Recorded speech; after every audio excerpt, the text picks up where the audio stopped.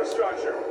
The CTA is currently evaluating a plan called the Circle Line that will provide more direct connections to help keep travel plans on track. Chicago's Loop has always served as the central meeting point for the CTA's train lines.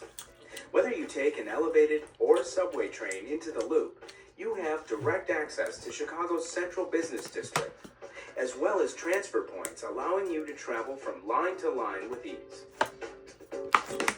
Now, however, the CTA is exploring another option, service that would allow customers to start and end their trips without traveling through the Loop. The proposed service would improve connections between all of the CTA's rail lines, as well as Metra's commuter rail lines, to better accommodate the growth of businesses and residential areas outside of the Loop. The Circle Line is slowly taking form, thanks to a lot of community input and extensive research conducted by the CTA.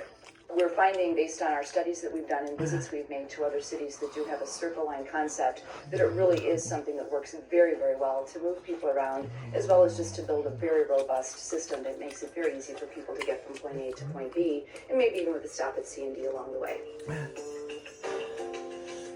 Of course, establishing a Circle Line, whether it's through new transit service or by expanding existing service, is a lengthy process, which begins years in advance of actually seeing those plans become reality. The CTA is currently in the alternatives analysis process for the Circle Line project, which is just one of several steps necessary for securing funding from the Federal Transit Administration's highly competitive New Starts Grant Program. A key part of the alternatives analysis process is not just to identify all the different physical alternatives and alignments that this transit infrastructure might take, but also to estimate the ridership and the relative costs and other factors like that.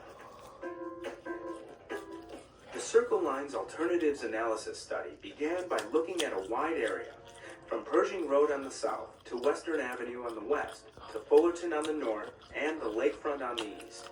Through the analysis that's been done so far and incorporating the public input that's been provided, the corridor that is being looked at most closely runs along Ashland Avenue, roughly between Archer Avenue on the south and North Avenue on the north.